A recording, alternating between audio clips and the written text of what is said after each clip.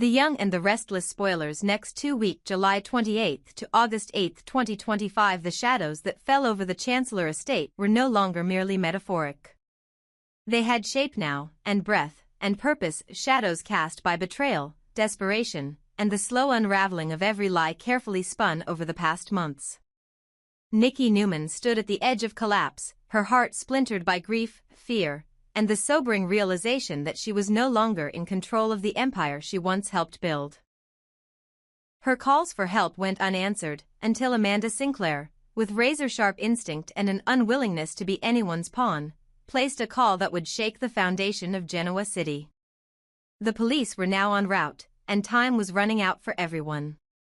In another corner of the estate, Kane Ashby was locked in a state of unraveling panic. What began as a well-orchestrated manipulation, crafted with years of buried secrets and ruthless ambition, was now collapsing like glass beneath a storm. Carter, the one man Kane had believed could be controlled, his robot, his shadow, his disposable protector, was now spiraling into a nightmare neither of them could contain. Moments earlier, Carter had leaned in close, whispering words that were meant to comfort. "I'm still safe," he had said. "No one knows the truth." But Carter was wrong. Dead wrong. Because Carter, despite all his programming, was still human at the core. And humans crack under pressure. Carter had confessed to killing Damian Kane. He hadn't planned to, but it slipped out during his last frantic attempt to rewrite his own story. That confession, however fleeting, was enough to ignite an investigation that could no longer be buried. Victor Newman, ever the bloodhound when betrayal was in the air, seized the opportunity. Alongside Chancellor, whose badge had grown heavier in recent weeks, they began questioning Carter like never before. And this time, Carter talked. A lot.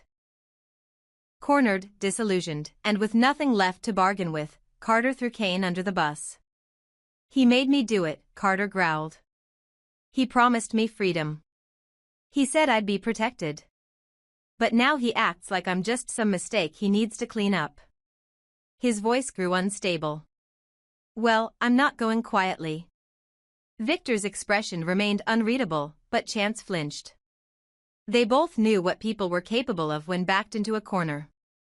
Carter wasn't just angry. He was radioactive. And worse. He had a gun. Somewhere between the interrogation and the next heartbeat, Carter disappeared. No one saw him move. But when they realized Lily Winters had gone quiet, that she hadn't been seen in over 15 minutes, dread spilled over them like acid. Kane raced through the corridors of the estate, calling Lily's name, his voice cracking with the kind of terror that doesn't come from love, but from exposure. He wasn't afraid of losing Lily. He was afraid of losing the last piece of his cover. Because if Carter told her the full truth, the truth about Dumas, about Damien, about the man behind the steel door, everything would implode. When he found them, it was almost too late. Lily stood frozen, her back to the wall, eyes locked on Carter, who held a pistol inches from her chest. The look in Carter's eyes was no longer confused or broken. It was something colder. Calculated. This was no longer a man running. This was a man unleashed. "I'm not your pawn anymore," Carter snarled, not at Lily, but past her, at Kane. "You used me. Lied to me. Now you want to toss me aside like garbage?" "No. No, I don't think so." Kane's voice trembled. "Please, don't hurt her. This isn't who you are." But Carter only laughed. "This is exactly who I am," he said. "And you made me this way." Victor and Chance arrived just as Carter tightened his grip on the weapon, forcing Lily closer. "She comes with me," Carter declared. "I'm getting out of here. I swear, I'll kill her if anyone follows." "Carter, don't be stupid," Chance shouted, inching closer. "You want to know how stupid I can be?" Carter said, jamming the muzzle into Lily's side. "Try me." Lily's heart pounded. She saw the desperation in his face, but also the fracture, the part of him that was still looking for a reason not to pull the trigger. She gave him none. Her silence was not fear. It was clarity. In that moment, she realized. Carter didn't want escape. He wanted revenge. And she was merely the canvas. Kane couldn't breathe. The walls closed in. His past, once locked behind aliases and falsified deeds, was now screaming through Carter's voice. He saw the eyes on him, Victor's, Chance's, even Amanda's as she arrived with the police. They were putting it together. And if Carter died with a bang, Kane would die with a whisper. The kind that spread through courtrooms and prisons. He had to act. But Carter beat him to it. With a sudden twist, Carter pulled Lily to the floor, fired one shot over the heads of the approaching officers, and ducked through the servants' corridor. He moved like someone who'd been mapping this escape for weeks, and maybe he had. The estate exploded into chaos. Police scrambled. Amanda shouted orders. Victor barked into his phone. But Kane stood frozen, staring at the spot where Carter had vanished, and Lily had nearly died. Everything was unraveling. He helped Lily to her feet, but she didn't speak. Her hands trembled, not from fear, but from certainty. She knew now. If there had ever been any doubt that Kane's hands were clean, Carter's behavior had scrubbed that illusion away. She stared at Kane, and in that glance was the funeral of 1,000 lies. Later, in the silence of a secured guest room, Amanda watched Victor pace. "You think he'll get far?" she asked. Victor shook his head. "No. But the damage has been done. The real question is, how far will Kane go to keep his empire from crumbling?" Amanda looked away. She already knew the answer. Back at the estate, Lily sat alone. She remembered Carter's words. Not the threats, but the grief. He had been broken long before he ever pulled the trigger. And Kane had known. Had used that. The man she once thought had saved her was, in fact, the man who had lit the match. And now, the fire had finally reached the house. The collapse of Kane's empire. The nice catastrophe, Amanda's awakening, and Nikki's reckoning in the young and the restless, the slow-burning chaos surrounding Kane Ashby is no longer a whispered subplot in the shadows of Genoa City. It is now a firestorm tearing through the luxurious estate in Nice, France, leaving destruction in its wake and exposing the rotting foundation beneath his carefully curated empire. What once looked like the rise of a calculated mogul reclaiming love, legitimacy, and power, has instead revealed itself to be nothing more than a dangerous illusion. The so-called Party of the People, or what fans are calling Kane's self-styled political cult of personality, now appears on the verge of total collapse. And the end is not coming quietly. As the hostage crisis triggered by Carter's violent unraveling escalated to near-fatal levels, even the most loyal allies of Kane have begun to retreat, leaving behind only panic, betrayal, and a growing list of consequences. Viewers have watched Carter's descent into madness with a mixture of dread and grim fascination, but few expected him to become the very weapon that would detonate Kane's ambitions from within. His erratic behavior, his whispered confessions, and his ultimate decision to hold Lily Winters at gunpoint were more than just the actions of a desperate man, they were the final screams of a pawn who realized he was nothing more than disposable. After a lifetime of being molded, manipulated, and discarded by Kane, Carter did the one thing he had always been forbidden to do: he broke the illusion. And the fallout has been immediate and devastating. Reports suggest Carter won't make it out of the estate alive. Whether by bullet or tactical response, his fate seems sealed. If he survives, it will be in a prison bed, paralyzed by law and haunted by the face of the woman he threatened.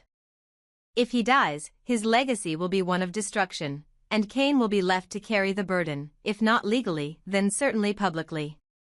And what of Lily Winters? She has become the emotional epicenter of this tragedy.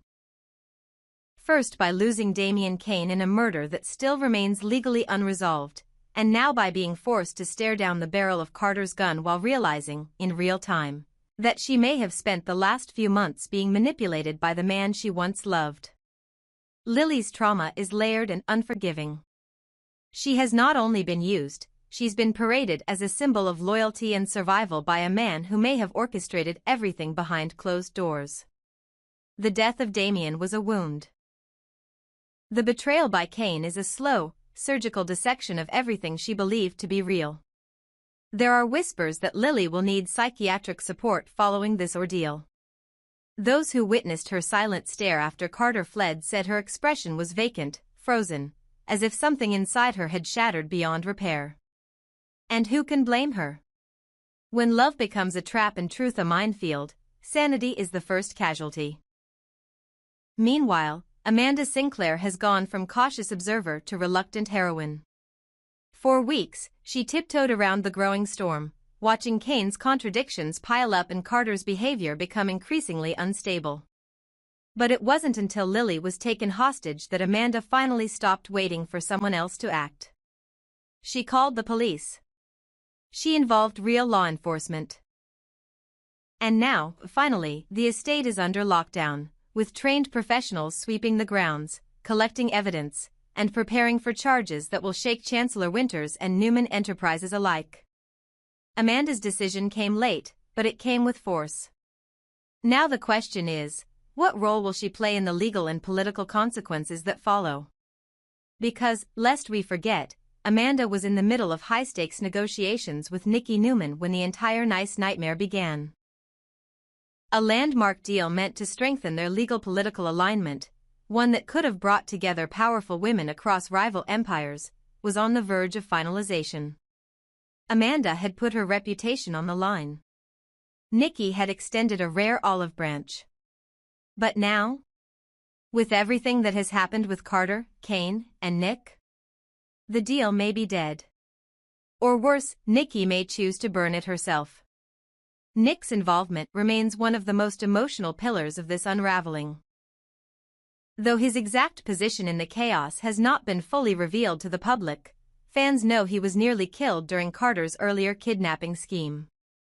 There is growing speculation that Nick was manipulated, drugged, or even framed during Carter's time working under Kane. Some believe Nick was targeted as a means to neutralize his influence over Nikki. Others think Kane saw Nick's emotional vulnerability and sought to eliminate him as a rival for Lily's trust. Regardless, one truth is becoming abundantly clear: Nikki Newman is about to declare war. Sources close to the Newman matriarch say she is livid. Not merely disappointed or disillusioned, but furious beyond reason. One insider claims Nikki privately described Kane as a disease infecting every room he enters and is reportedly preparing a full-scale offensive that could involve legal, corporate, and personal retaliation. If Nikki discovers that Amanda, even unintentionally, helped Kane maintain the illusion of legitimacy while Nick suffered, there will be no reconciliation. The deal, once hailed as a turning point for powerful women in Genoa City, could become nothing more than ashes on a battlefield. And yet, through all of this, Kane remains elusive. Some believe he is preparing an exit strategy. Others think he is doubling down, preparing to publicly spin Carter's death as the final act of a traitor and reframe himself as a victim once more. But this time, it may be too late. Public trust is crumbling. The media is circling. Authorities are now involved.